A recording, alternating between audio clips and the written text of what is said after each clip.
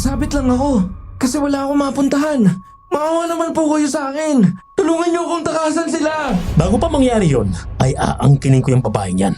Pupunitin ko muna yung bago mo siya matikman. Malakas at makapangyarihan ng isang aswang. Kahit isang kriminal na halangang bituka ay hindi kami magagawang saktan. Bago natin simulan ng kwento, please like and share the video at huwag na din kalimutang mag-subscribe.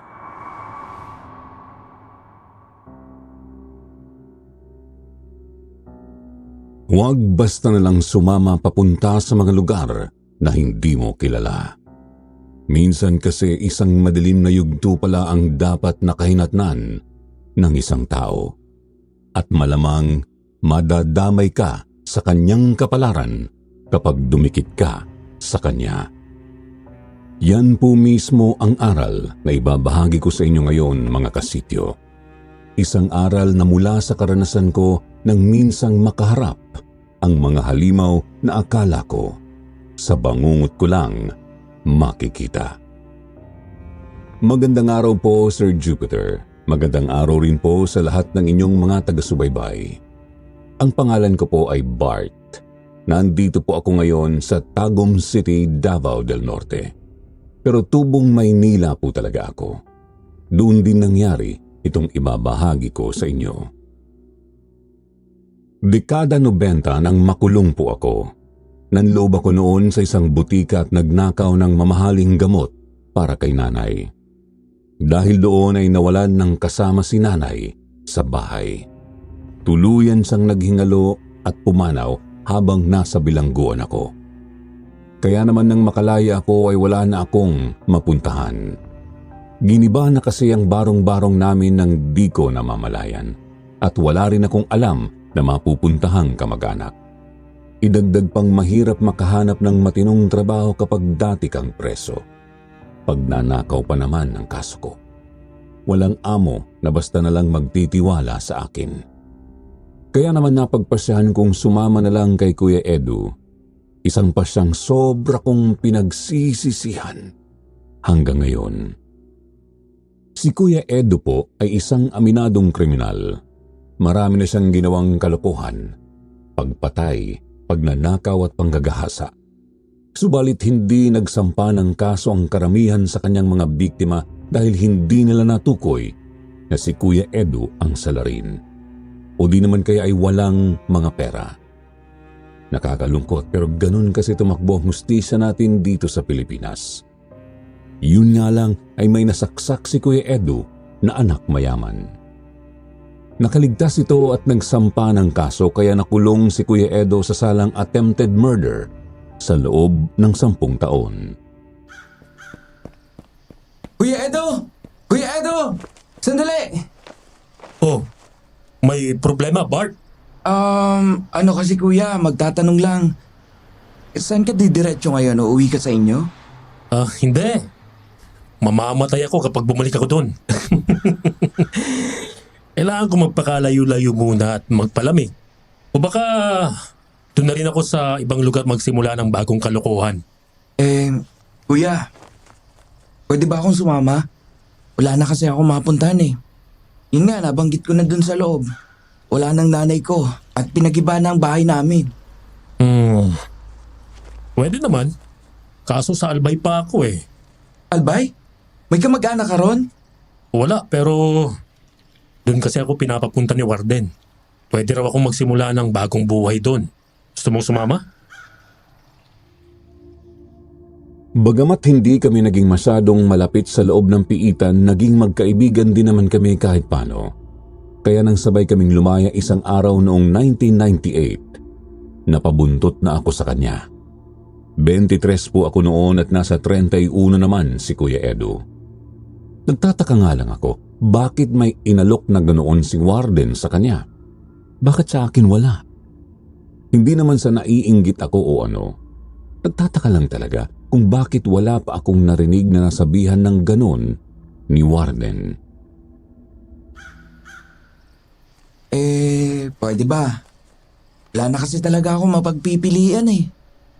Ewan ko lang kay Warden Pero kung sa akin lang, ayos lang namang sumama ka. Maganda nga rin yung may kakilala akong kasama pumunta ron. Kung sakali mang may pumatay sa akin, may pwedeng testigo. Kailan alis mo papunta ron, kuya? Ngayon agad, diretso na akong terminal ngayon. May binigay namang konting pampamasaya at pambaon si Warden. May papel na rin dito na may address at sketch ng pupuntahan natin. Teka nga, nakarating ka na bang Albay? Baka alam mo tong lugar na to, oh. Nako, hindi pa ako nakapunta dun, kuya pero patingin nga ako niyan. Mukhang malayo tong lugar na to talaga. Tsaka ano to? Tindahan ng tuba? Oo, yan daw yung pupuntahan natin. Yung magtutubang Densyo ang pangalan, ang magtuturo sa atin sa eksaktong pakay nating baryo. Noong araw ring yun ay bumiyahe kami pa Albay, Sir Jupiter. Pagdating ng Legazpi City sa Albay ay tiningnan namin ang binigay na papel ng address at sketch ni Warden. Wala pang mga cellphone o GPS noon kaya pahirapan talaga. Nagtanong-tanong na rin kami hanggang sa nalaman naming ilang oras na biyahe pa pala mula sa Legazpi City ang pupuntahan namin.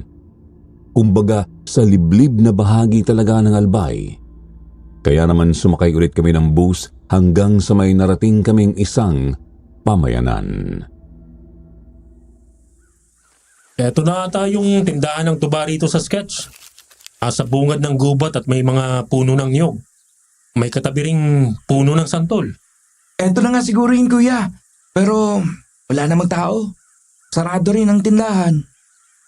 Tao po! Tao po! May tao po ba rito? Mang Densyo! Tao po! Tahimik lang talaga yung tindahan. Oh, maghintay na muna tayo. Mula sa pamayanang binabaan namin, magtatakip silim na nang marating namin ang isang tagong baryo. Napakaliblib na po noon. Tanaw na po talaga ang isang makapal na gubat sa malapit. Sa may bandang bungad naman ng kakahuyan ay naroroon ang isang tindahan ng tuba. Doon po kami naghintay. Parehong gutom at pagod. Dadating pa kaya yung hinihintay natin? Nasa tamang lugar kaya tayo? Sigurado namang may nakatira sa kubo na yan. May nakasampay pang ang basang damit sa bandang gilid, oh. Halatang kanina lang nilabhan. May bagong hasang itak din na nakasukbit sa gilid ng dingding. Teka, anong kaluskos yun? Doon sa may halamanan. Ano yan? Baboy? Baboy mo ba yan? Aba, mukhang may hapunan na tayo, ah. Unang kita ko pa lang sa baboy na yon ay hindi na maganda ang pakiramdam ko, Sir Jupiter. Ngunit sinantabi ko lang ang masamang kutob. Sa isip ko kasi, yun pa lang ang unang beses na nakakita ako ng ligaw na baboy sa gubat. Siguro natatakot lang ako dahil alam kong iba yun sa mga alagaing baboy. Kulay putik ang balat nito at may mahahabang pangil. Kapansin-pansin ding kakaiba ang titig nito sa amin. Lagot ka sa akin ngayong baboy ka. Kuya, anong gagawin mo? Mamaya niyan may magalit sa atin eh. Malay mo, may nagmamayari sa baboy na yan. Nagmamayaring sinasabi mo. Bard, isang tingin lang, siguradong ligaw na baboy ang isang yan. Kaya ayos lang na gilitan ko yan at gawin nating hapunan. Gutom na ako eh. Sinubukan kong pigilan si Kuya Edo, Sir Jupiter, pero ayaw po niyang paawat. Mabilis niyang inambahan ng taga ang nasabing baboy, ngunit hindi niya ito tinamaan. Nakatakbo ito. Sinundan ni Kuya Edo. Sumunod din ako sa kanya. Yun nga lang ay natisod ako sa kung anong matigas na bagay. Noong una ay akala ko simpleng bato lang. Ngunit pagtingin ko ay nahintakutan ako sa nakita. Kuya! Kuya Edo, sandali! Aray ko! Aray! Ano ba tong... Bungo! Bungo ng tao! Kakainis! Nakatakas pa yung baboy! Bart, ayos ka lang? Anong nangyari? Bungo? Ba't may bungo rito ng tao? Hindi ko alam. At nasugatan ako ng mga kasamang matatalas sa buton niyan. Ano ginagawa niyo rito? Sino po kayo? Kayo po ba yung magtutuba na si Mang Densyo? Oo, ako nga. Kayo? Sino ba kayo? Ako ho si Edo. Yung pinapapunta rito ni Warden. Ikaw pala yon. Pero, bakit may kasama ka? Mag-isa ka lang dapat, ha? Oo. Sinama ko na lang tong si Bart kasi wala na siyang mapuntahan. O siya. Sumunod kayo sa akin. Sumunod kami ni Kuya Edo sa nagpakilalang si Mang Densyo. Nasa 45 anyos pa lamang ito. Payat kung titignan pero halatang batak na batak ang kalamnan. Pagpasok namin sa kanyang kubo ay una niyang inasikaso ang sugat ko. Aray! Daan naman po, Manong! Hindi naman malalim yung sugat mo. Daplis lang yan kung tutusin. Yun nga lang Kalansay kasi ng tao ang nakasugat dyan. Kailangan gamutin at linisin maigi para siguradong hindi kakapitan ng sumpa. Dapat kasi nag-iingat kayo sa mga lugar na hindi ninyo kabisado. Nang habol pa talaga kayo ng baboy ramo. Hindi nyo nga sigurado kung pwede bang patayin o kainin yung isang yon. Ba't po ba may buto ng tao dun sa kakahuyan, Manong? Maraming ganun dito. Malamang sa ibang gubat meron din. Mga namatay dahil inatake ng mga hayop sa gubat. O baka namatay dahil nahulog sa puno. Hindi ko na sigurado. Tapos wala nakakaalam na namatay pala sila. Ayun, hindi na hinana. Manong, saan po bang pinapuntahang baryo ni Warden? Tungkol dyan. Sa totoo lang, mukhang hindi talaga magandang ideya na sumama ka. Bakit naman po? Etong si Edo nga lang kasi ang pinapupunta rito. Pero ayun, bukas tayo lalakad papunta ron. Susuungin natin ang gubat. Lalakad tayo ng mga 3 oras bago natin marating ang baryo. Napakalayo pala talaga ng lugar na yan. Ano bang naisip ni Warden? At pinapapunta ako ron? Malalaman mo rin pagdating mo ron. Sige na, maganda na tayo ng hapunan at magpahinga. Maaga tayo bukas. Yun nga po ang nangyari. Naghanda kami ng hapunang adobong palaka. Pagkatapos kumain ay agad na rin kaming nagpahinga. Nilagnat nga po ako noong gabing yun, ngunit hindi naman sumama ng husto ang pakiramdam ko. Maya't maya nga lang ang dungaw ko sa bintana. Tanaw ko po roon ang madilim na gubat. Nakakakilabot tignan ang iilang mga punong naliliwanagan lang ng buwan. Medyo bilog yung buwan, pero 2 gabi pa naman bago ang ganap na kamilugan talaga. Nananayo rin ang balahibo ko, Sir Jupiter. Napakalamig kasi ng hangin. Ibang-iba sa hangin sa syudad kapag gabi. Bukod pa ay pakiramdam ko ring may nagmamasid sa amin dahil sa mayat mayang mga kaluskos. Kanina ka pa nakadungaw dyan Hindi kasi talaga magandang kutob ko sa gubat, kuya. Pakiramdam ko, may nakatitig pabalik sa atin. Inatakot mo lang ang sarili mo, Bart. Wala lang yan. Ano ka ba? Mga hayop gubat lang ang mga yan. Kuya, palagay mo, bakit parang malaking problema na sumama ako? Ewan ko. Siguro baka may tinatagong illegal na gawain si Warden. Kaya ako ang pinapapunta. Nasa sayo yun kung tutuloy ka pa o uuwi ka na lang ng Maynila. Wala rin naman akong babalikan dun Kung ganoon, isara mo na yung bintana at magpahinga ka na. Maaga pa raw tayo bukas, sabi ni Manong. Kinabukasan ay lumakad na po kami kahit papasikat pa lang ang araw. Maayos naman na ang pakiramdam ng katawan ko noon. Konting kirot na lang sa sugat ko sa paa. Subalit hindi talaga nawala ang masama kong kutob. Ang totoo nga niyan, Sir Jupiter, tumindi pa ito nang sinuong na namin ang gubat. Noong una ay kamukha ng pangkaraniwang mga gubat lang naman yun na napuntahan ko na sa may Laguna, Rizal at Cavite.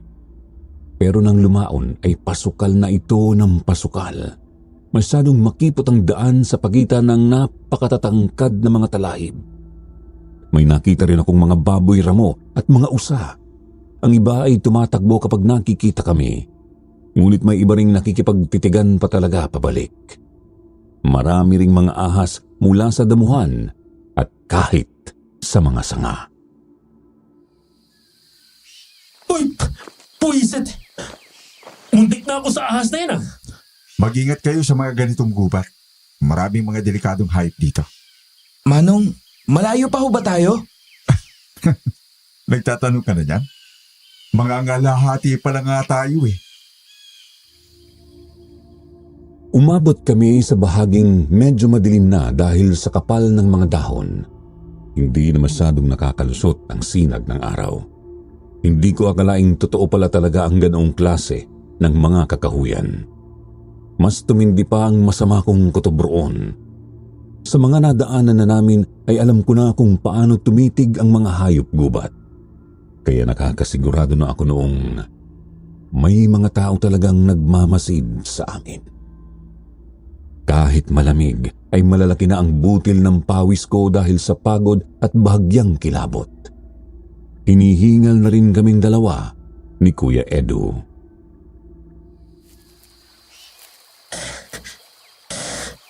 Pagod na ako. Ako rin, kuya. Ito ang resulta ng matagal na pagkakapiit sa kulungan eh.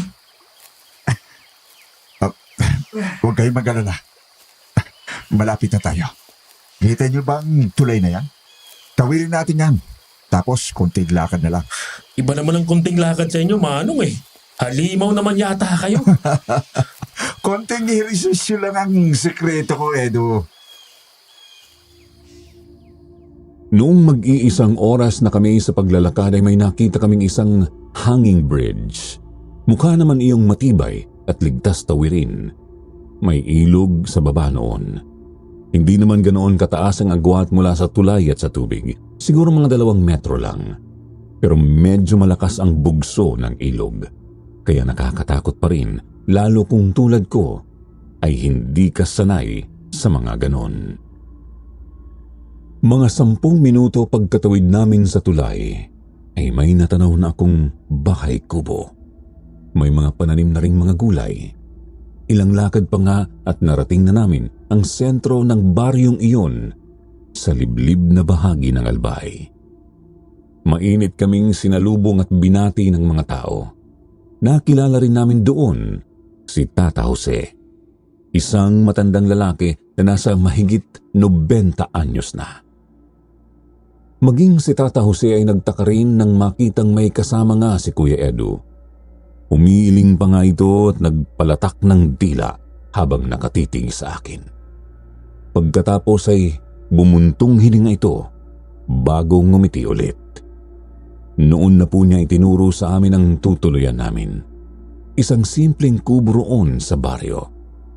Pumunta naman kami agad doon ni Kuya para magpahinga. Hindi nga lang talaga nawala sa isip ko ang kakaibang titig ni Tata Jose. Tipong parang may pagkabahala sa kanyang mga mata. O siya, dito muna kayo ha. Babalik lang ako sa tindahan ko ng tuba.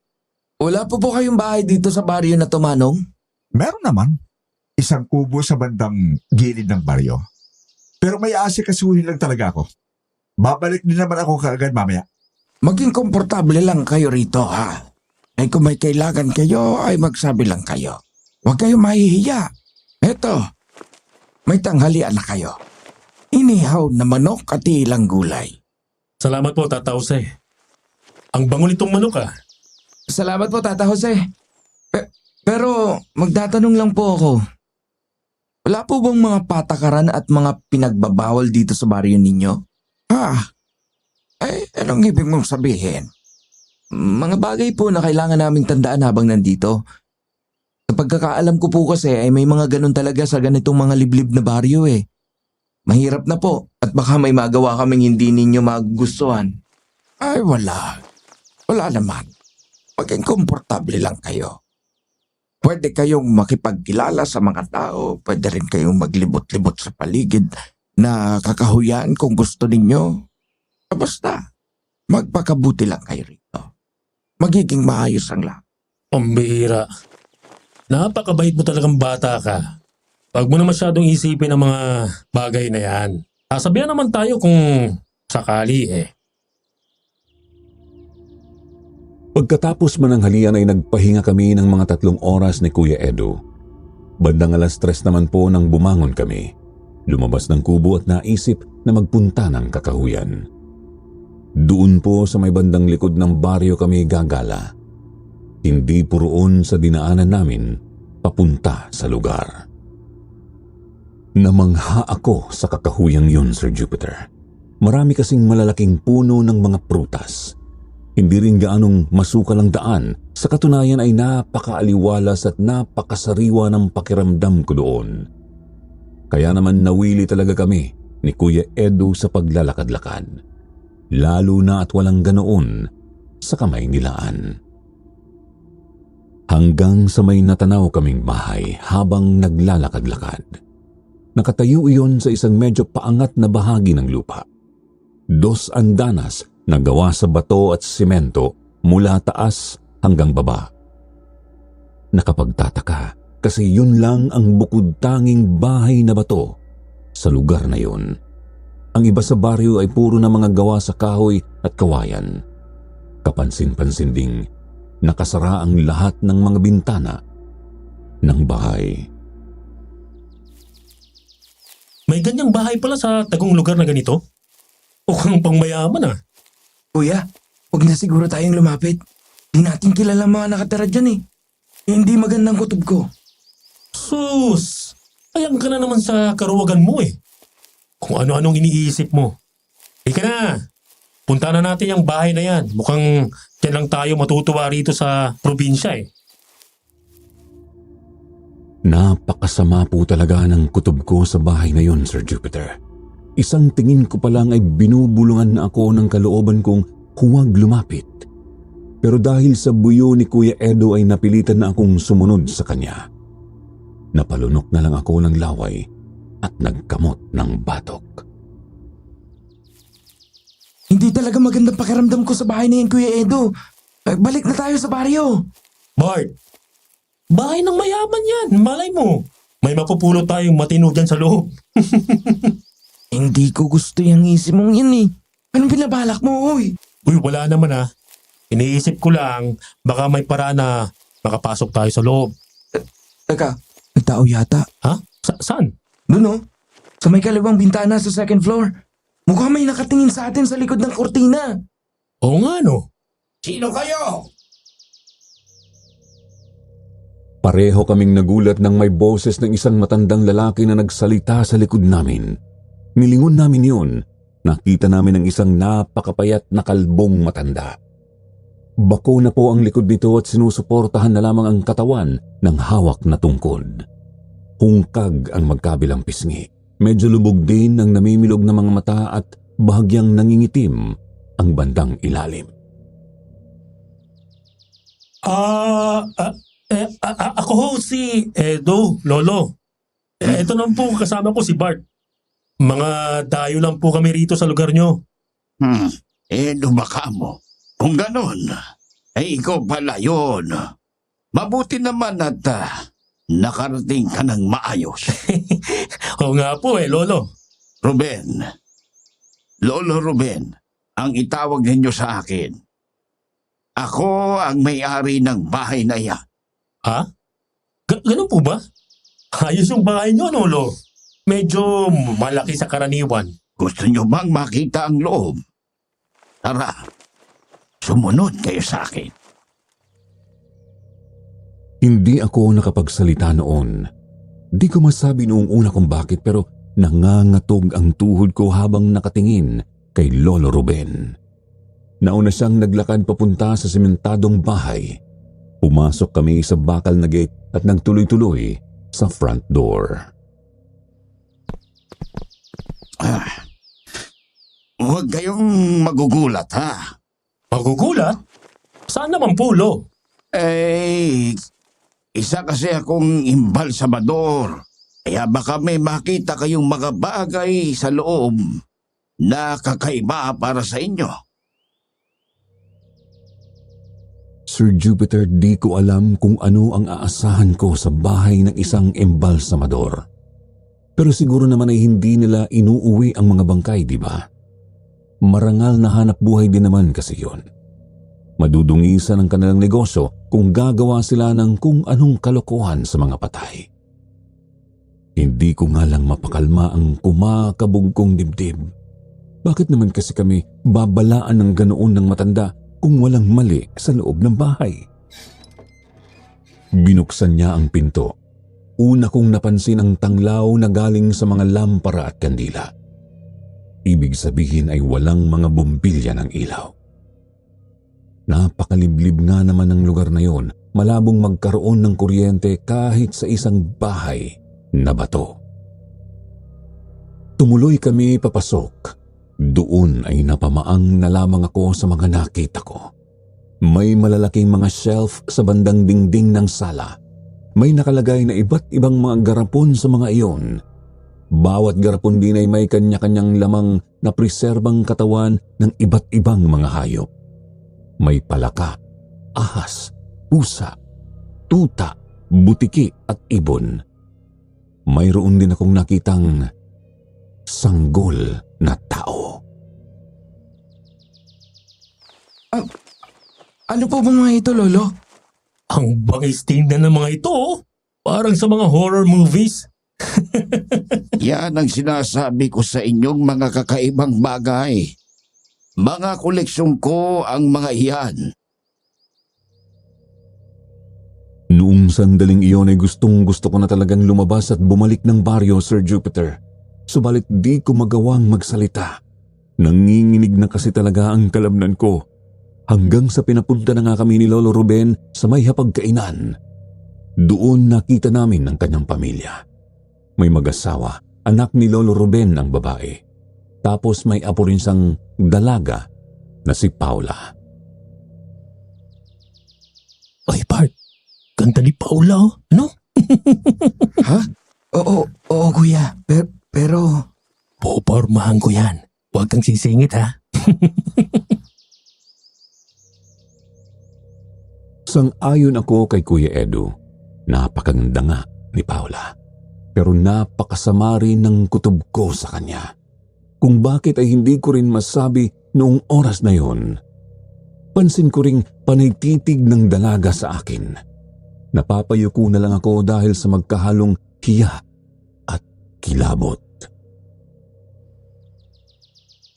Ano ba naman to? Nakakailang. Ang lagkit makatitig sa akin ng Paula. Oh, ano pang hinihintay ninyo? Umupo na kayong dalawa at sabihin nyo kaming kumain. Pasensya na po, Lolo, pero... Ano ka ba, Bart? Makisama ka nga. Dito na tayo maghapunan. Napilitan akong umupo sa hapagkainan. Mukhang masasarap naman ang mga pagkain naroroon. May adobong baboy, inihaw na isda at nilagang baka. Subalit hindi ko makuhang matakam sa pagkain. Wala akong gana. Pasimple kong kinukusot ang ilong ko kasi may kung anong masangsang sa hangin. Napatingin ako kay Lolo Ruben na ngumiti sa akin. Nawala rin naman yung kakaibang amoy kaya naisip kong baka guni-guni ko lang. Lumunok ako ng laway. Sasandok na sana ako sa adobo ng... Sino na naman kaya yung kumakatok? Lolo Ruben? Andiyan po ba kayo? Lolo Ruben? Si Densyo po ito. Si Mang Densyo? Ano naman kayang kailangan ng taong iyan? Sir Jupiter, nakahinga ako ng maluwag nang marinig na kumakatok si Mang Densyo sa pinto. Pakiramdam ko ay pagkakataon na yon para makatakas mula sa kakaibang bahay. Kita kong sandaling kumunot ang noo ni Lolo Ruben. Bago nito sinabihan si Paula na pagbuksan si Mang Densyo. Tumayo nga si Paula at sinunod ang kanyang lolo. Nang makapasok ay agad naman pong lumapit ang lalaki sa hapag. Kita kong tumiti siya sandali sa mga pagkain at bahagyang umiling. Pasensya na po kung nakaabala ako sa hapunan ninyo, Lolo Ruben. Pero naparito ako kasi susunduin ko itong dalawa.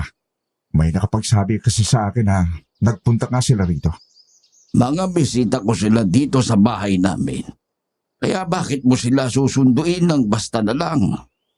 Lo, may konting hindi pagkakaunoan po kasi tayo. Itong si Mark ay sumama lang kay Edo rito sa baryo. Hindi po siya dapat kasama sa kasunduan natin. Alam ko naman yon. Huwag kang mag-alala. Hindi ko naman gagalawin niyang binatang niya. Pero Lolo Ruben, mawalang galang na po.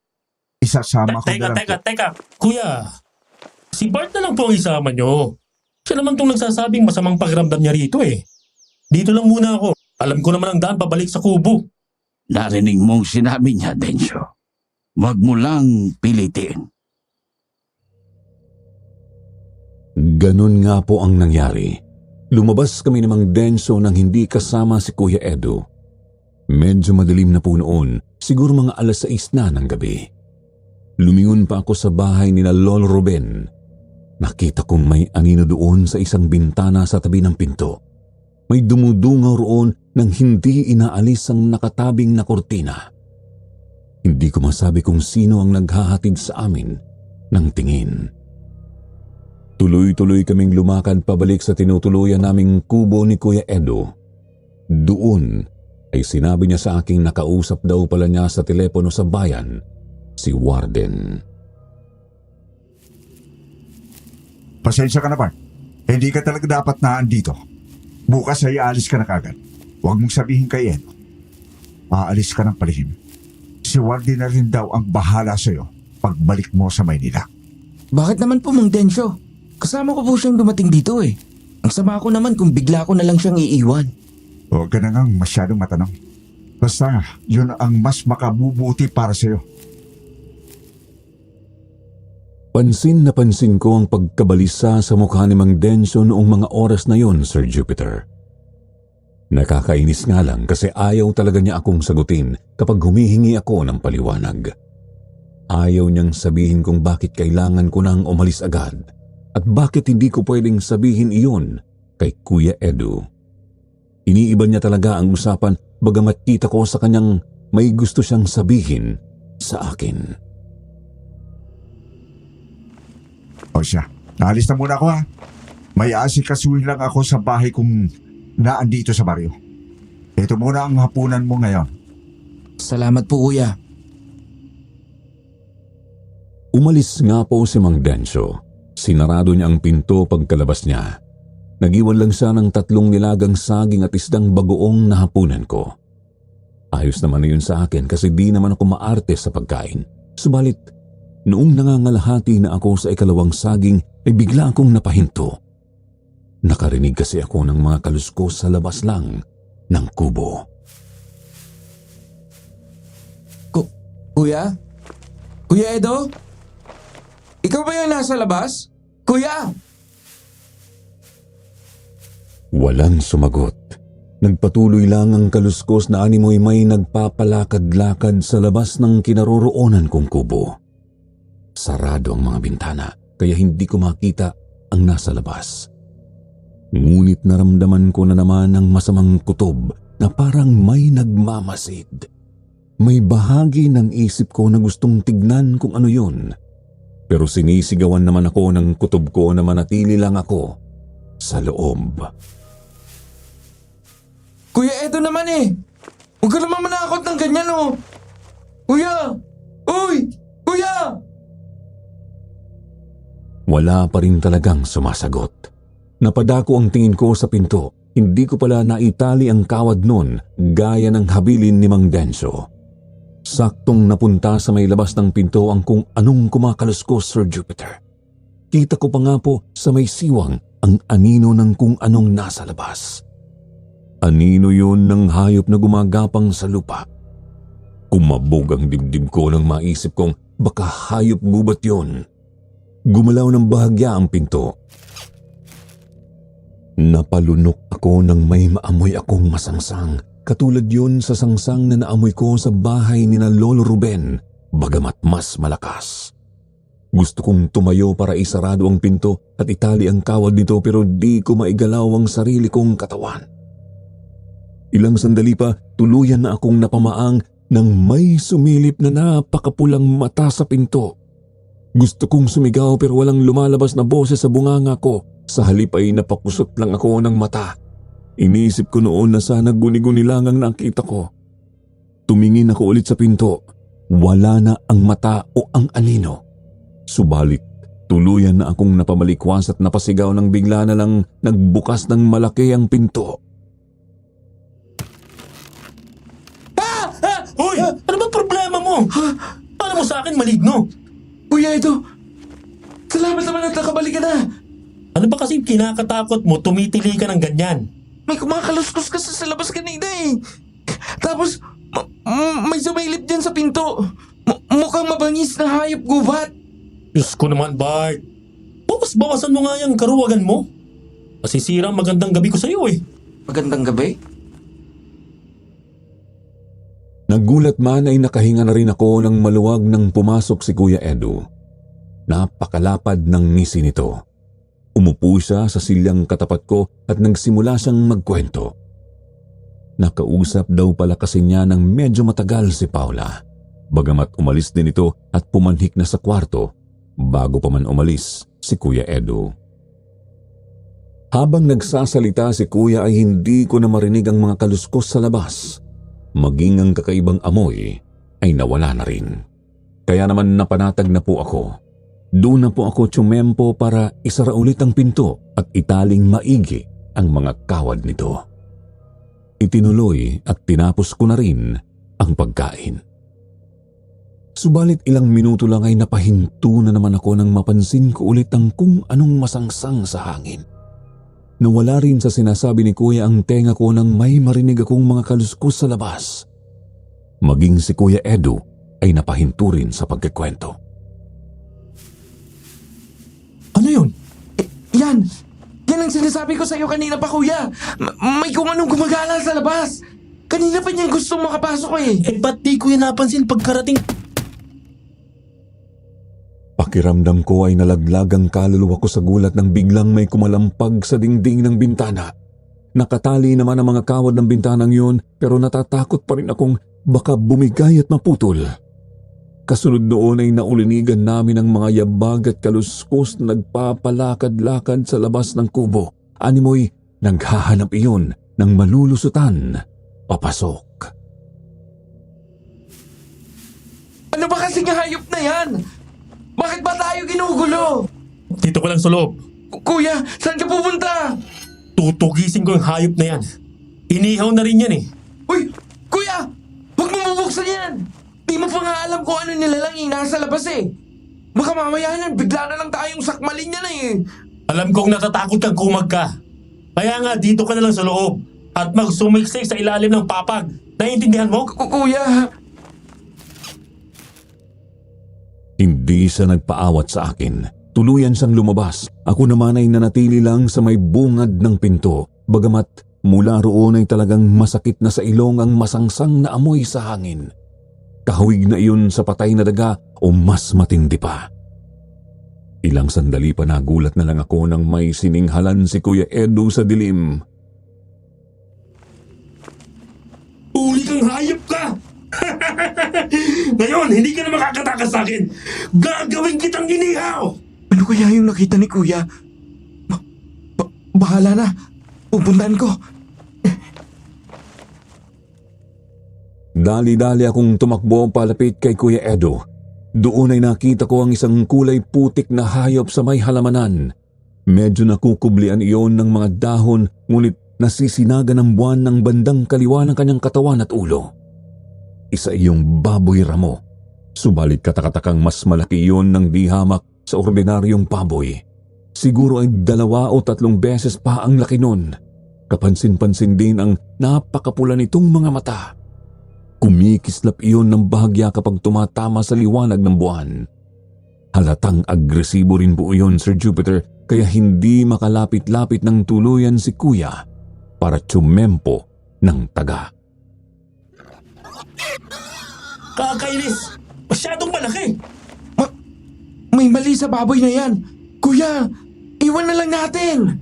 Ano bang mali ang sinasabi mo? Ikalawang beses mo pa nga lang na makakita ng baboy ramo eh. Hindi mo alam kung ano ba dapat ang itsura ng mga yan. Hindi po sa ganon. Hanggang sa nagulat na lang kami nang biglang lumusob sa amin ang baboy ramo. Napalundag pa atras si Kuya Edo. Ako naman ay agad na napatakbo. Babalik sana ako sa kubo ngunit laking hilakbot ko nang maabutan ako ng hayop. Natumba ako, Sir Jupiter, at napasubsob sa putikan. Sunod ko na lang na malayang nakumbabawan na pala ako ng baboy ramo. Wag! Lubayan mo ako! Mahawa ka sa akin! Kuya Saklolo! Bart, parang wala namang pakay ang baboy na saktang ka oh. Ha? Natauhan ako. Tama nga si Kuya Edo. Katakatakang hindi ako sinasaktan ng baboy. Inaamoy-amoy lang ako nito, ngunit hindi ko pa rin maiwasang pananayuan ng balahibo dahil pakiramdam ko ay may kung ano pang pakay ang hayop na yun sa akin. Gusto kaya ata niyang maging amo eh. Ano ba nangyayari dito? Diyos ko! Kanina pa po kami ginugulo ng baboy na yan, Manong. Nang ilabas ko na sana para hulihin. Yan ang nangyari. Ilang sandali pa ay dumating na si Mang Denso. Nagtaka kami ni Kuya Edo, Sir Jupiter, kasi kinausap ng lalaki ang baboy ramo na parabang isa itong tao. Lubayan mo na si Bart. Hindi siya dapat nandito. Pakiusap. Natatakot na sa'yo yung tao eh. Layuan mo na si Bart. Sige na. Nakikiusap ako. Napakamot na lang ako ng batok nang makita kong sumunod nga kay Mang Denso ang baboy. Umalis nga ito mula sa pagkakadagan sa akin at tumalilis papuntang kakahuyan. Pagkatapos noon ay inalalayan na akong makatayo ng lalaki at lumakad na kami pabalik ng kubo. Nauna ng bahagya si Kuya Edo at doon ay binulungan na naman ako ni Mang Denso. Manong, paano niyo po nagawa yun? Ba't sumunod sa'yo yung baboy? Tandaan mo ang sinabi ko, bata. Bukas, paalis ka na. Huwag mong sasabihin kay Edo. Naunawaan ba? Buong gabing magulo ang isip ko, Sir Jupiter. Iniisip kong sana pala di na lang ako sumama kay Kuya Edo. Hindi naman pala kasi ako pwede doon sa lugar. Tapos ayun at hindi ko na alam kung anong gagawin sa akin ni Warden pagbalik ng Maynila. Oo, mabait naman yung tao, pero baka magalit sa akin. Gumugulo rin sa isip ko ang lahat ng mga kakaibang naramdaman ko sa baryong yon. Mga kutob na ayoko nang usisain pang lalo. Kinaumagahan pagkagising ko, wala si Kuya Edo sa tabi ko sa papag, subalit may naaamoy akong niluluto sa labas ng kubo. Kaya naman bumangon ako at lumabas nga ng kubo.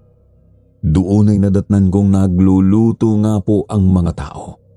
Naroroon din si Kuya Edo. Kuya, anong meron? Ba't parang may handaan yata? Oo, meron nga. Kaarawan pala ni Lolo Ruben ngayon. May malaking handaan daw mamayang gabi. Imbitado ang buong baryo. Sa dami ng hinahanda, mukhang malaking salo-salo talaga yan ah. Magandang umaga, Bart.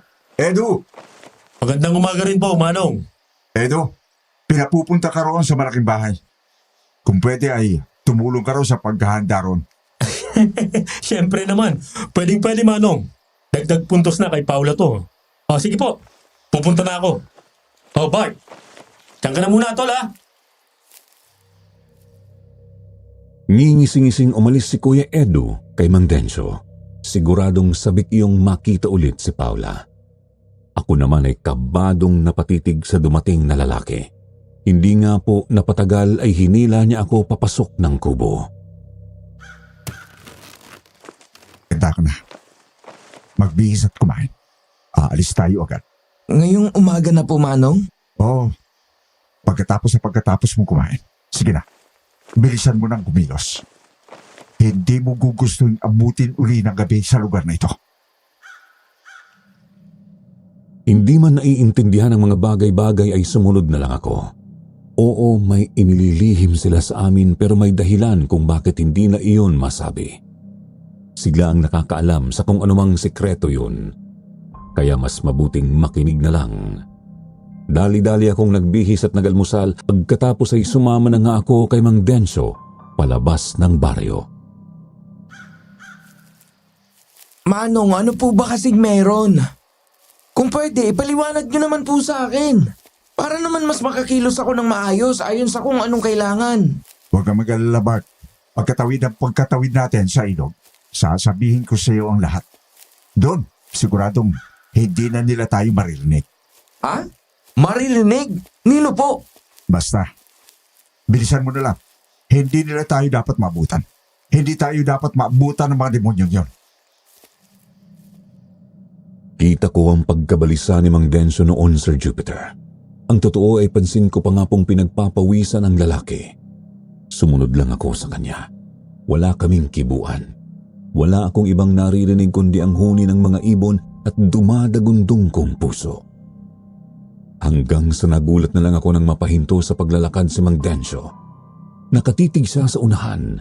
Tumingin din ako roon at nanlaki ang mga mata ko nang makita si Lolo Ruben. Naglalakad palapit sa amin. Payapa at maayos naman ang itsura niya noon, Sir Jupiter. Ngunit ramdam ko sa kanya ang isang matatag na presensya. Nagsasabi yun na hindi ko siya dapat galitin. Saan kayo pupunta? Lolo Ruben? Sagutin nyo ang tanong ko. Saan kayo pupunta? Sa bayan po, Lolo. May pupunta lang po kami ni Bart. Papuntang bayan. Pero dala ang mga bagay nitong si Bart. Alam mo, ayoko nang pinagloloko ako, Densyo. Mang Densyo, ano po mang... Hindi kayo aalis. Pupunta itong si Bart sa amin. Pero Lolo Ruben, naandun po si Edo, di ba? Siya pong itinakda para mamayang gabi, sabi ni Warden. May iba kaming mahalagang kailangan sa binatang yan. Gusto itong mapangasawa ng apo kong si Paula.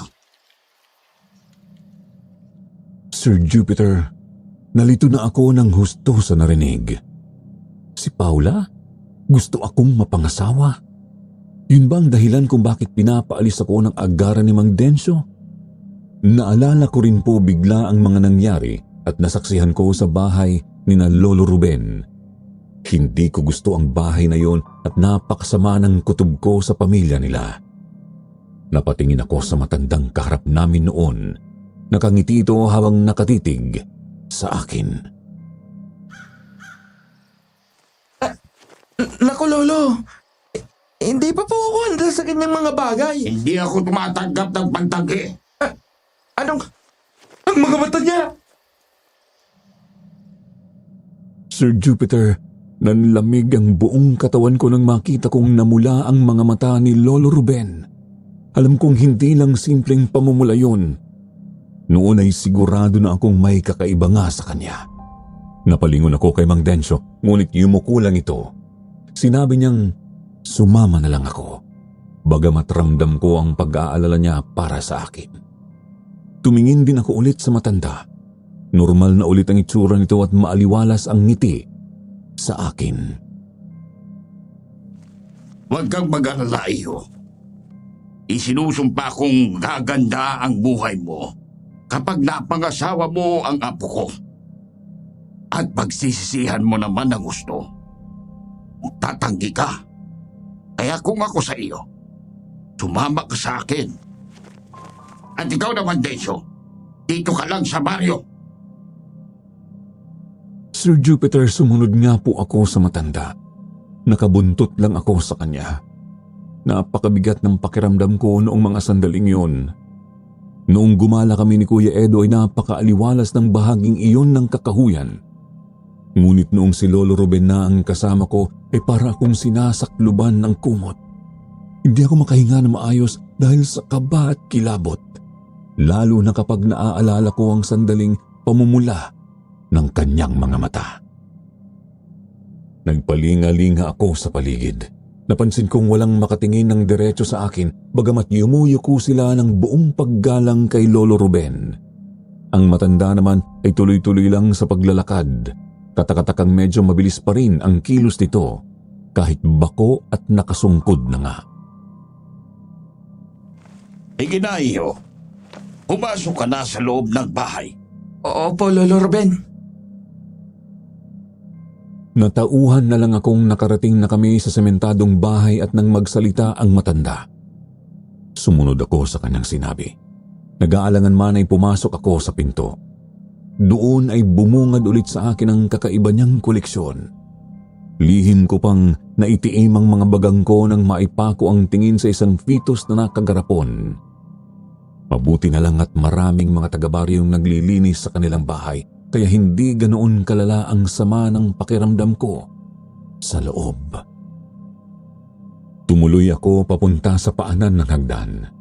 Tanaw doon ang kusina. Nakita ko si Kuya Edo. Nagtaka nga lang ako kasi biglang kumunot ang noo niya nang makita ako. Agad din siyang nag-iwas ng tingin at tinalikuran ako. Susundan ko sana siya nang lumapit ulit sa akin si Lolo Ruben. Umakyat ka sa ikalawang palapag, lumiko ka nagpakanan, at pumasok ka sa ikalawang pinto. Doon ka maghihintay sa kasal ninyo ni Paula mamayang gabi. Gabi? Bakit gabi? Alam kong matalas ang pandama mo, iyo. Alam kong naghihinala ka na sa amin ng pamilya ko. Kaya, huwag mo nang ipagtaka. Ang mga ganitong bagay, masasanay ka rin kapag naging isa ka na rin sa amin. Lo? Pwede ko po bang kausapin muna si Kuya Edo? Kahit sandali lang po. Sige, maghihintay ako. Sa hudyat ng matanda ay nilapitan ko si Kuya Edo. Nakita ko ang kasama ko. Ngunit pansin kong tuluyan niya akong iniiwasan. Kaya naman dali-dali ko siyang sinundan para kausapin. Kuya, sandali lang. Kuya, mag-usap tayo. Makinig ka, Bart. Wala akong pakialam kahit ikasal pa kayo ni Paula. Pero isa lang ang tatandaan mo, ha? Bago pa mangyari yon, ay aangkinin ko yung babaeng yan. Pupunitin ko muna yung bago mo siya matikman. Kuya, Nanlumo ang balikat ko. Naalala kong isang kriminal nga pala ang sinamahan ko. Hindi magandang galitin si Kuya Edo. Yun nga lang ay wala naman akong magagawa dahil naipit lang din ako sa sitwasyong yon. Lumingon ulit ako kay Lolo Ruben at nagtama ang paningin namin. Ayokong makitang mamula ulit ang mga mata niya kaya pumanhik na ako sa hagdan. Lumiko nga ako pakanan at pakay ko na sanang puntahan ang sinasabi niyang ikalawang kwarto, subalit nagbukas ang unang pinto at lumabas doon si Paula. Nagkatitigan kami. Agad niya akong nginitian. Nailang ako at napayuko. Sabi niya natutuwa raw siyang makita ako. Ibig sabihin kasi noon ay matutuloy ang kasal namin. Nauutal ko namang sinabi na napilitan lang ako at hindi ko inaasahang mangyayari yun. Narinig kong humagikik siya sandali. Pagkatapos ay sinabi niya sa akin na walang lumalabag sa anumang gustuhin ng kanilang angkan sa lugar na yon. Kaya mas mabuting sumunod na lang ako. Napalunok ako ng laway sa narinig. Hindi ko pa man alam kung ano ang lihim nila, alam ko namang hindi sila pangkaraniwang mga tao. Nag-angat ako ng tingin at bumungad ulit sa akin ang magandang mukha ng babae. Sinabi ko sa kanya,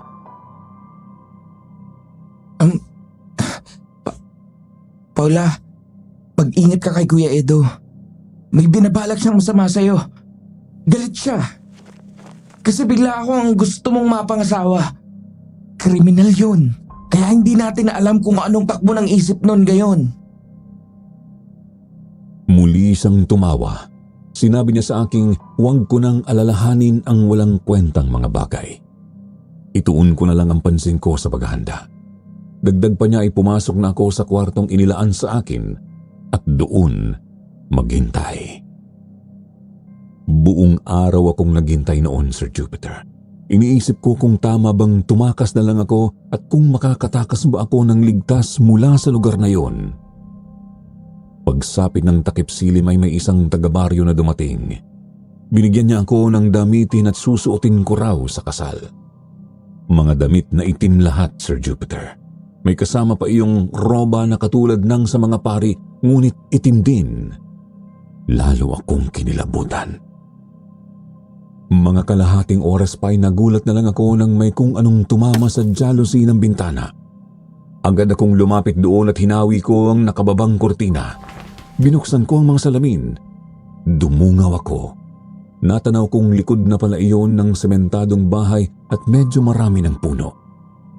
Nakita kong nasa baba si Kuya Edu at kinakawayan ako. May itak na nakasukbit sa kanyang bewang. Halata kong hindi siya mapakali. Natataranta siya. May gustong sabihin sa akin. Anong problema ni Kuya Edu?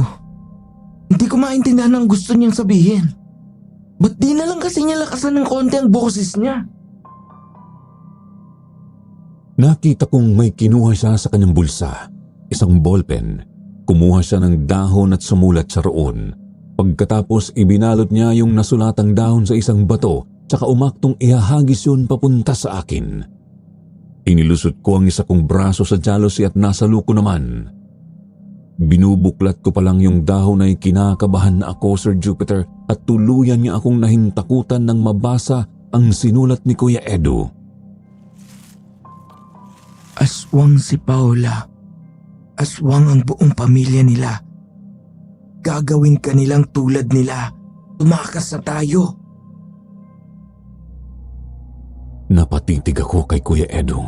Sumisenya siyang bumaba ako sa bintana. Dali-dali naman akong nagsimulang magtanggal ng jealousy sa bintana.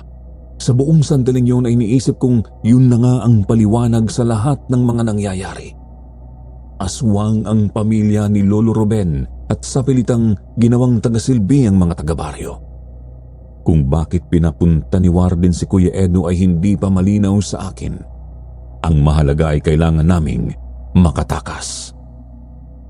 Nang makapagtanggal na ako ng sapat na dami ng jealousy ay maingat ko nang inilusot ang katawan ko. Nagdarasal na sana walang makakita sa amin. Nag-iingat na hindi ako mahulog sa kabila ng panginginig ng kalamnan ko. Kuya, ano bang nangyari? Ano bang aswang? Mamaya na tayo mag-usap. Mamamatay tayo rito. Bilisan na natin. Hindi na kami nagsayang ng oras ni Kuya Edu. Agad kaming sumuot sa makapal na kakahuyan. Kung saan man yun papunta ay hindi namin sigurado. Ang amin lang ay makalayo sa lugar na yon. Ano ba kasi nangyari? At sasabi mo aswang sila, kuya! Paano mo nalaman? Si Paula. Si Paula. Titikman ko dapat. Pero nagbago siya ng anyo. Ano ka mo? Kaya kailangan nating makalayo rito. Ano man ang mangyari. Ayoko bang mamatay? Hindi! Andiyan na sila! Bilisan pa natin, kuya! Nang makarinig ng mga kaluskos ay itinodo na namin ang bilis ng pagtakbo. Hindi madali dahil bilog na buwan lang ang tanglaw namin sa napakasukal na daan. Isang pagkakamali lang, siguradong masusubsob kami sa putikan o damuhan. Hanggang sa nangyari nga po ang kinakatakutan namin, Sir Jupiter. Bigla na lang may lumundag mula sa kung saan at lumapag sa harap namin. Bagamat madilim ay kitang-kita naman namin ang namumula nitong mga mata at matatalim na mga ngipin. Nagsalita ito, agad po naming nakilala ang kanyang boses. Mga hangal! Sa tingin nyo ba talagang matatakasan nyo kami? Hindi! Hindi kayo makakatakas! Manahimik ka! Demonyong matanda! Demonyo kayo ng buong hanggan mo! Bakit ikaw? Malinis ka. Matapos mong pagtanggaangga sain ng aking apo, magsasalita ka ng ganyan! Apo mong halimaw! Itong sa'yo! Walang ano-ano ay agad na lumusob si Kuya Edo kay Lolo Ruben na tagad umunday ng taga. Subalit laking gulat namin ng napakadali lang para sa matanda na hawakan at pigilan ang braso ng isang bruskong lalaki. Umamba ng suntok si Kuya Edo, ngunit hindi na niya ito naituloy. Bigla na lang po kasi siyang tinuhod ni Lolo Ruben sa may tagiliran, pagkatapos ay sinuntok ng aswang ang dibdib ng kasama ko. Hindi! Masyadong malakas! Halimaw! Halimaw ka! Hindi! Kuya Edo! Kuya! Nakita mo na, iho. Malakas at makapangyarihan ng isang aswang. Kahit isang kriminal na halangang bituka ay hindi kami magagawang saktan. Kaya huwag kang mag-alinlangan. Sumapi ka na sa amin. Pakasalan mo ang apo ko. Dahil kung hindi, alam mo na ang mangyayari sa'yo. Tara na, bumalik na tayo sa baryo. Magsisimula na ang ritual. Wala akong nagawa kundi ang sumama kay Lolo Ruben. Bumalik po siya sa kanyang anyong matandang tao, bagamat wala na siyang tungkod. Walang kahirap-hirap niyang binuhat ang walang malay na si Kuya Edo, tapos ay lumakad pabalik sa baryo. Pagkarating sa may gitna ng baryo ay nakita kong kumpleto na ang kanilang paghahanda. Nilagyan nila yon ng mga mesang may upuan. Marami na rin iba't ibang mga pagkain at inumin ang naroroon. Sa gitna ay may malaking espasyo ng lupa na may nakaguhit na bilog. Sa mismong gitna naman ng bilog ay may nakasinding siga. Sinalubong kami ng iilang mga kalalakihan. Kinuha nila si Kuya Edo at inilapag sa bandang gilid ng espasyong iyon ng lupa. Pinaupo naman ako ni Lolo Ruben. Hindi na ako tumutol o pumalag. Sumuko na ako noon. Sa isip ko ay wala ng pag-asa para makatakas. Ilang minuto pa ay lumapit sa akin si Mang Densyo. Tiningnan niya ako ng makahulugan, tsaka nag-abot ng isang nakatiklop na papel. Agad din siyang umalis. Tinignan ko ang papel na binigay niya sa akin. Nagpalinga-linga ako, medyo malayo sa akin sina Lolo Ruben. Ibinaba ko ang mga kamay sa bandang ilalim ng mesa. Binuklat ko ang papel at nagulat ng may 3 5 sentimos doon. Ito po yung tansong barya na may butas sa gitna. May nakasulat din sa papel na agad kong binasa. Ano ba to? Mamaya ay uusok. Maghahagis ako ng insenso sa malaking apoy. Mabubulag ang mga aswang. Isampal mo ang barya kay Paula.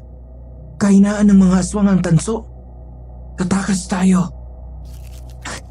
Seryoso ba to? Diyos ko, gabayan niyo kami. Nilagay ko sa kanang bulsa ang mga barya. Nilamukos ko naman ang papel at ibinulsa sa kaliwa.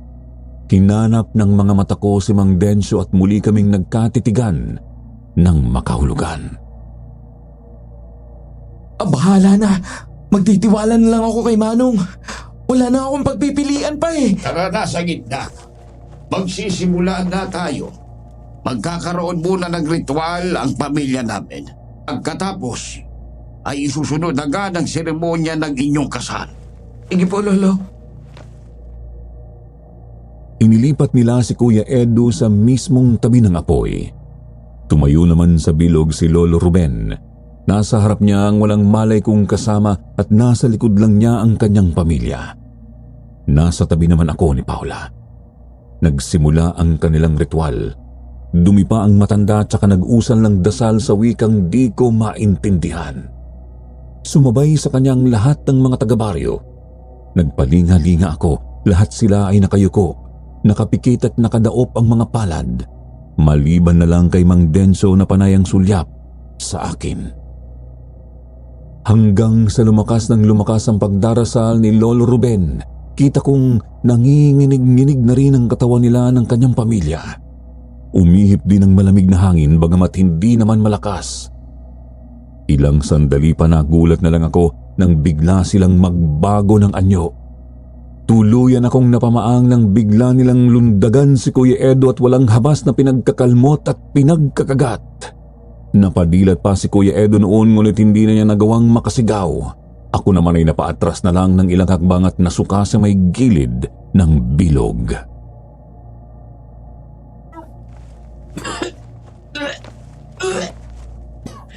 Nakakadiri! Nakakainis! Hindi ko na kaya to! Hindi ko na kaya to! Isimulan na natin ang kasal! Inila ako ng tatay ni Paula pabalik sa pwesto namin. Napalingon ako kay Mang Densyo. Hindi pa rin siya kumikilos. Hindi ko tuloy malaman kung tuloy pa ba ang kanyang binabalak. Natapakan ko ang naglalawang dugo ni Kuya Edo. Humarap sa akin si Paula na puno rin ng dugo ang damit at ang mukhang nasa anyong aswang. Pinaluhod nila ako roon. Sumunod na lang ako. Lumuhod ako sa gilid ng luray-luray na bangkay ni Kuya Edo. Lumuhod din tabi sa akin si Paula at sinimulan nga ni Lolo Ruben ang seremonya ng kasal. Panlaming Panginoong Aswan, kami ngayon ay narito upang saksihan ang pagsisang dibdib ng aking apong si Paula at ang binatang si Bart. Sila ay aming inihahandog sa inyo upang ipagpatuloy ang makapangyarihang lahi natin sa ibabaw ng mundo. Sila ay inyo nawang basbasan at biyayaan ng maraming supling. Bart, Paula, maaari na kayong maghalikan bilang tanda ng inyong pag-iisang dibdib.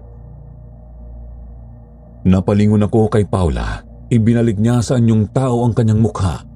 Sinadya niya raw yun upang hindi ako mailang nahalikan siya. Lumunok ako ng laway at pumikit. Pinagsawalang bahala ko na lang kung anuman ang mangyayari sa akin. Julieta! Ano ito? Anong nangyayari? Anong nangyayari? Subalit walang halik na dumampi sa mga labi ko, Sir Jupiter. Sa halip ay narinig kong napabulyaw si Lolo Ruben at nagkagulo ang mga tao. Dumilat ako at agad bumungad sa paningin ko ang usok na parang galing sa insenso. Nagmumula iyon sa apoy at nilulukob ang buong clearing. Umawak ng mahigpit sa akin si Paula. Napalingon ako sa isang dako at nakita kong kumakaway sa akin si Mang Densyo. Doon na ako tsumempo, Sir Jupiter. Mabilis akong kumuha ng isang tansong barya sa bulsa ko at hinampas yun sa pisngi ni Paula. Agad siyang napahiyaw. Umusok ang balat niyang tinamaan ko. Dali-dali akong tumayo. Hahawakan na sana ako ng tatay ni Paula ngunit agad ko ring naisampal sa kanya ang palad kong may hawak na tansong barya. Doon na ako sumuot sa nagkakagulong mga tao at tumakbo papunta kay Mang Densyo.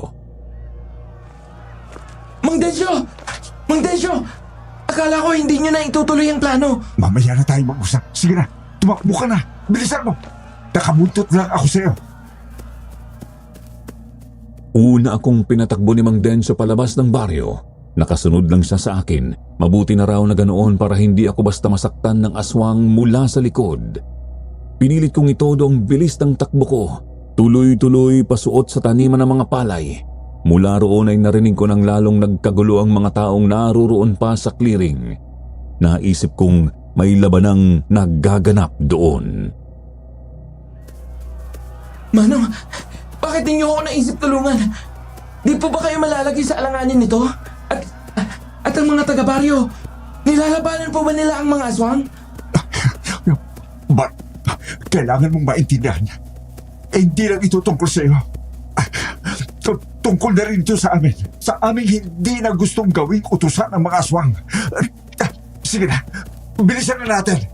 Kailangan natin makatawid sa ilog. Opo. Ilang minuto pa ay natanaw na namin ang hanging bridge. Kahit pagod na ako ay hindi kami huminto sa pagtakbo. Subalit sadyang halimaw ang mga tinatakasan namin, Sir Jupiter. Nagulat na lang ako nang biglang tumilapon si Mang Densyo at napasubsob sa putikan. Kita ko ring may dugo sa kanyang likod. Mang Densyo!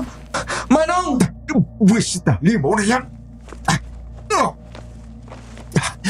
Huwag mo na ako isipin, Bart. Tumakas ka na. Bilisan mo na! Pero Manong, paano po kayo? Hindi kayo makakatakas, mga hangal! Dalinti ka na. Muling tumambad sa paningin ko ang karimari-marim na anyo ni Lolo Ruben, Sir Jupiter. Nagngangalit ang mga ngipin nito. Alam kong hindi niya ako patatawarin sa pananakit ko sa apo niya. Ilang sandali pa nakita ko na lang na sumunod si Paula sa kanyang lolo. Maging ang babae ay halata ko ring galit na galit sa akin. Aalalayan ko po sanang makatayo si Mang Densyo ngunit nagawa niyang pilitin ang sariling tumayo. Binunod niya ang bolo na nakasukbit sa kanyang bewang. Hindi mo ko basta mapapatay, hukluman! Kung mamamatay man ako, isasama kita sa impyerno!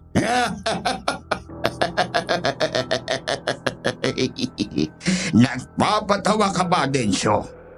Alam mo sa sarili mo na hindi mo ko kayang gabiin. Pero sabihin mo nga, sabihin mo sa akin, saan ako nagkulang? Maginhawa ang buhay ninyo rito sa pamumuno ko. Kaya bakit ninyo ginagawa ito? Nakakasawa na ang pagtrato ninyo sa amin bilang mga alipin. Nakakapagod ng pagsilbihan kayo sa kasama ninyo.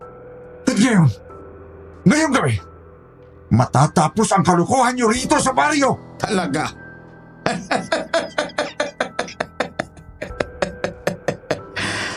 Subukan ninyo kung kaya ninyo! Umailan lang sa gitna ng gabi ang napakalakas na atungal ng matandang aswang.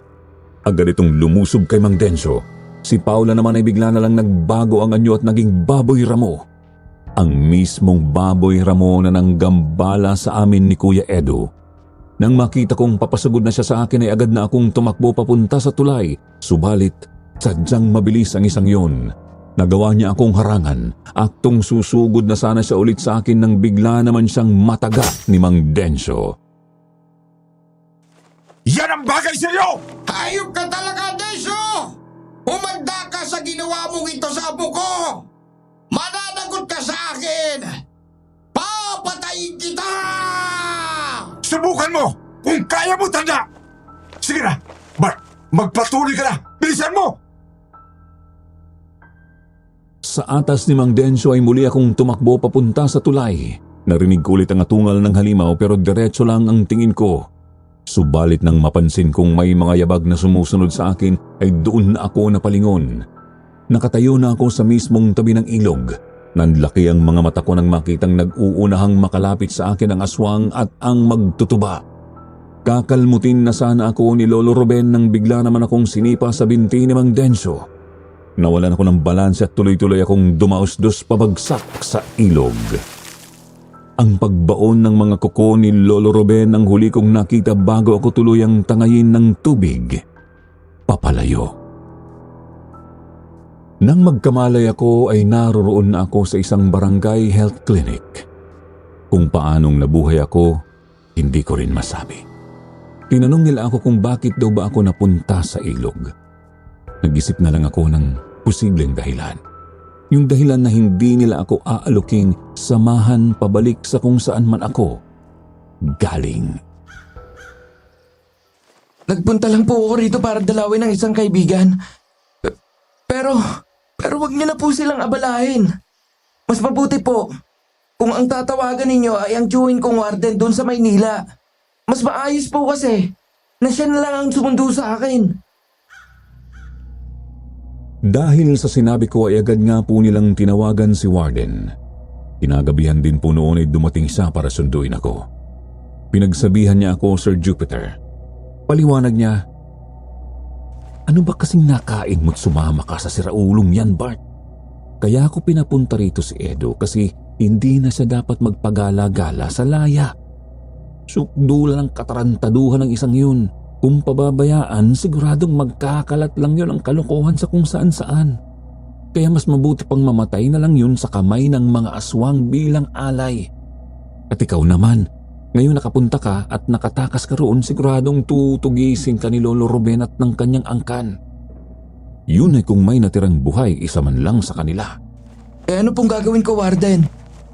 Sabit lang ako kasi wala akong mapuntahan. Maawa naman po kayo sa akin. Tulungan niyo akong takasan sila. Dahil po roon, gumawa siya ng paraan para makatawid ako ng dagat. Hindi raw po kasi nakakatawid ng dagat ang mga aswang. Mula Albay, dinala niya ako sa Sorsogon, tapos ay pinalayag niya ako papuntang Samar. Simula po noon ay nagpalipat-lipat na ako ng lugar, Sir Jupiter. Iba-iba na rin ang naging trabaho ko. Ang akin lang ay makalayo sa isinumpang pamilyang yon. Nananalangin sana hindi nila ako matuntun. Sa ngayon, payapa na po akong naninirahan dito nga sa Tagum City kasama ang sarili kong pamilya. Hanggang dito na lamang po at maraming salamat sa pagbabasa ng kwento ko. More power sa inyong channel.